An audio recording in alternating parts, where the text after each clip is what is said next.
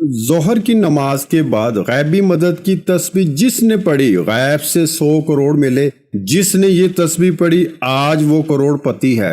بسم اللہ الرحمن الرحیم۔ شروع اللہ کے نام سے جو بڑا مہربان اور نہایت رحم کرنے والا ہے۔ السلام علیکم ورحمۃ اللہ وبرکاتہ۔ محترم ناظرین کرام، ہر روز نماز ظہر کے بعد یہ چھوٹی سی تسبیح پڑھ لیں، پھر ہر مہینے میں کروڑوں روپے کمائیں گے انشاءاللہ۔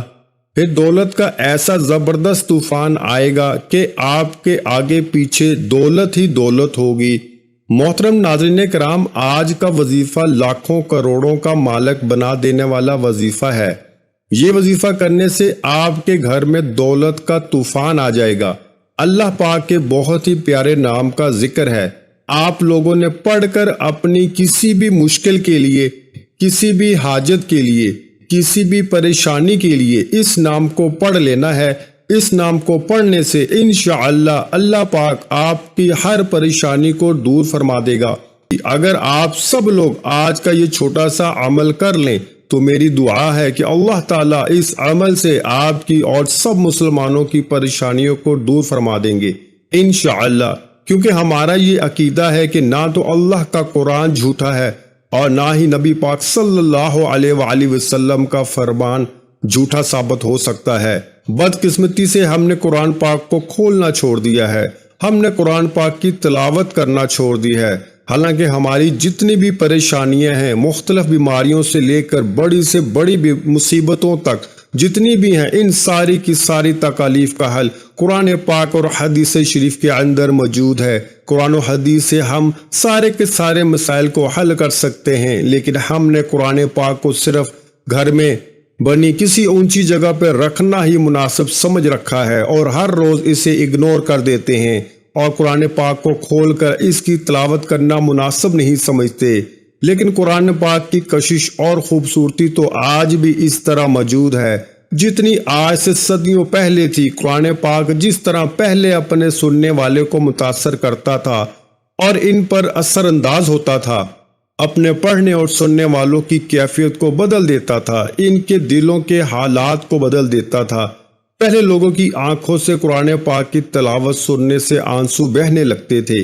کیا آپ جانتے ہیں کہ یہ تو آج بھی اسی طرح اثر انداز ہو سکتا ہے، دلوں کی دنیا کو بدل کر ہماری ہر مشکل کو، ہماری ہر پریشانی کو، ہماری ہر حاجت کو، ہر مراد کو پورا کر سکتا ہے۔ قرآن پاک کو اس طرح سے پیش کیا جائے جس طرح اسے پیش کرنے کا حق ہے۔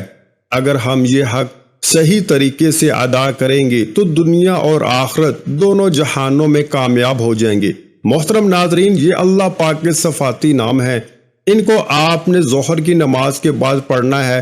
آپ کو اگر 10 کروڑ بھی چاہیے ہوں گے تو اللہ پاک سے مانگو اور پوری دل جمعی کے ساتھ محنت کرو گے اور حلال رزق کی جستجو کرو گے تو اللہ پاک آپ کو 10 کروڑ بھی عطا فرما دیں گے۔ کیونکہ محترم ناظرین کرام، اللہ تعالیٰ ہی مالک الملک ہے، وہی تمام جہانوں کا مالک ہے اور اسی کی قبضہ اور قدرت میں ہر چیز ہے۔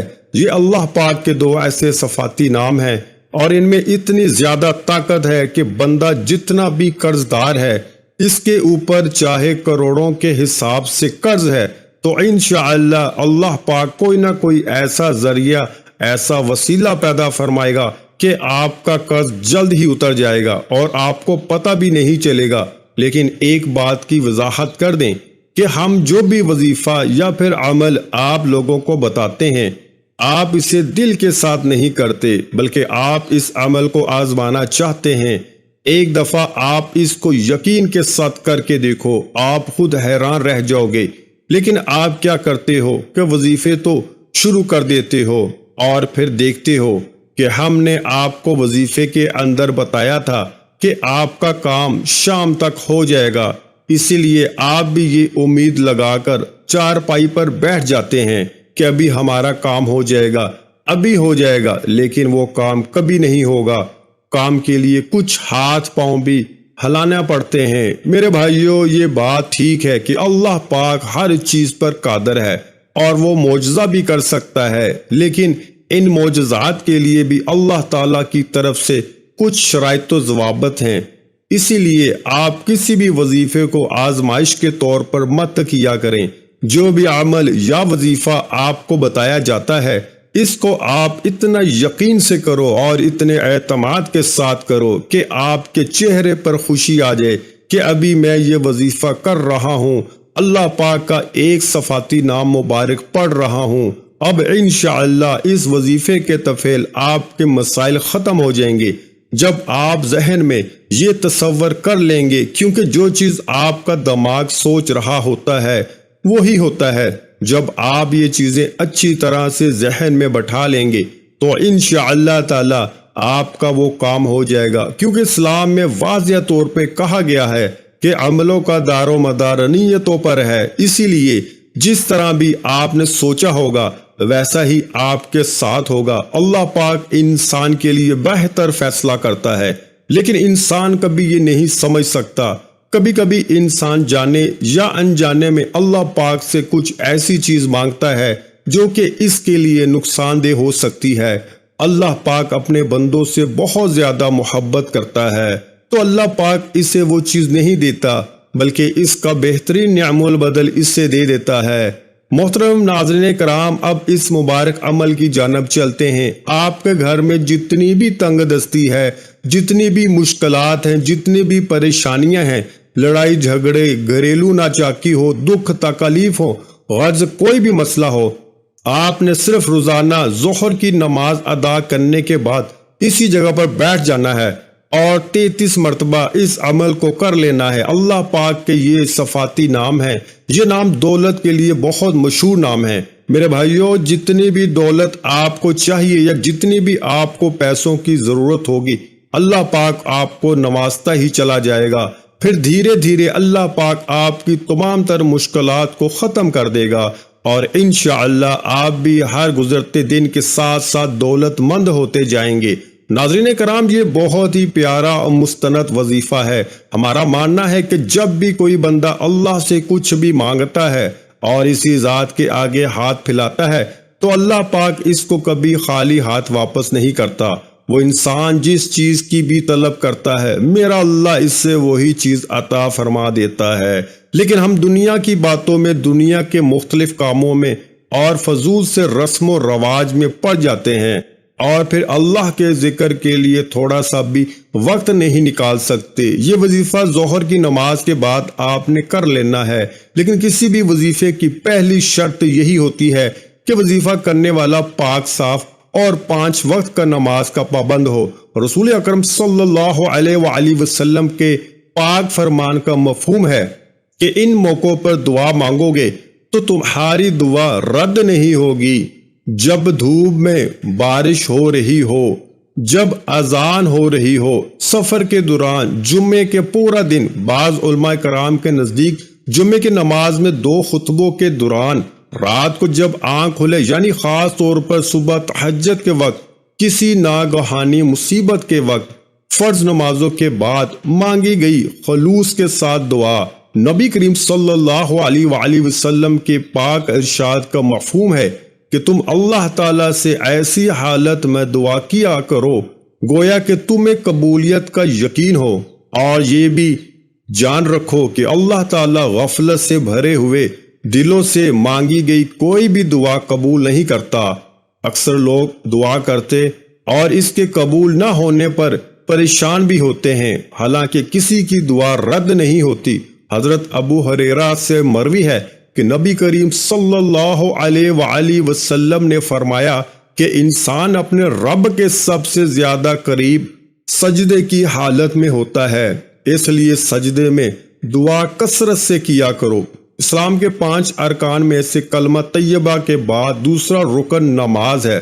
نماز کی اہمیت کا اندازہ اس بات سے لگایا جا سکتا ہے کہ رب تعالیٰ نے اپنے کلام پاک قرآن مجید میں 700 سے زائد مرتبہ نماز کا ذکر فرمایا ہے۔ جہاں نماز پڑھنے والوں کے لیے بہت سے انعامات کی بشارت ہے، وہیں اس کو چھوڑنے، سستی برتنے یا پھر اس کو روگردانی کرنے والے کے لیے سزائیں بھی ہیں۔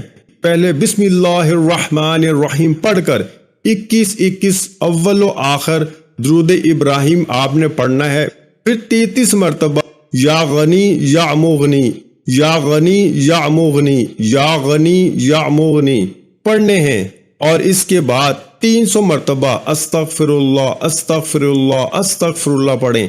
اس کے آخر میں 7 مرتبہ درود ابراہیم پڑھ کر اللہ تعالیٰ کی بارگاہ میں اپنی حاجات پیش کریں۔ اللہ تعالیٰ آپ کی دلی خواہشات، آپ کے تمام دکھ تکالیف اور تمام پریشانی سے بخوبی آگاہ ہے، لیکن اس کے باوجود بھی اللہ تعالیٰ کو انسان کا اپنے سامنے مانگنا بہت پسند ہے۔ اس لیے آپ خوب دل لگا کر اور دل جمی سے، مکمل یقین سے، مکمل اعتماد سے اللہ تعالیٰ سے مانگیں، اور ہمیشہ اسی طریقے سے دعا مانگا کریں۔ اللہ تعالیٰ سے سچے دل کے ساتھ دعا مانگیے اور مکمل یقین اور بھروسے رکھیے، اللہ تعالیٰ آپ کی دعا کو قبول فرمائے گا۔ پھر آپ خود حیران رہ جائیں گے۔ ہمارے نبی تاجدار مدینہ سرور کونین صلی اللہ علیہ وآلہ وسلم روزانہ اللہ تعالیٰ سے دعا مانگا کرتے تھے، اور آپ سب بھی میرے ساتھ دعا مانگے۔ اے اللہ، اے میرے پروردگار، تیرے سوا اس قابل کوئی بھی نہیں ہے کہ جس کو مدد کے لیے پکاروں، تیرے سوا کوئی نہیں جو ہر وقت ہر جگہ حاضر و ناظر ہو، تو ہی حقیقی بادشاہ ہے، اور تیرے سوا کوئی ایسا نہیں ہے جو کہ موت سے پاک ہو، تیرے سوا کوئی بھی ایسا نہیں ہے جو کہ زوال سے پاک ہو، تجھے نہ نیند آتی ہے اور نہ ہی اونگ آتی ہے، تیرے سوا کوئی نہیں ہے جو کہ ہر عیب سے پاک ہو۔ اپنے پیارے حبیب حضرت محمد مصطفیٰ تاجدار نبوت صلی اللہ علیہ وآلہ وسلم کے صدقے میں ہماری تمام پریشانیوں کو دور فرما، ہمارے تمام دکھ تکالیف ہم سے دور فرما، اور ہماری دلی حاجات قبول و منظور فرما، اور ہم سب کو پکا اور سچا مسلمان بنائے، اور ہم سب کو عذاب قبر اور عذاب حشر کی سختیوں سے محفوظ فرمائے، آمین ثم آمین۔ محترم ناظرین، اگر ویڈیو اچھی لگی ہے تو ویڈیو کو لائک کر دیں، اور اگر ابھی تک آپ نے ہمارے چینل کو سبسکرائب نہیں کیا تو ہمارے چینل کو لازمی سبسکرائب کر دیں، تاکہ ایسے وظائف آپ کو روز سننے کو ملتی رہیں۔ جزاک اللہ۔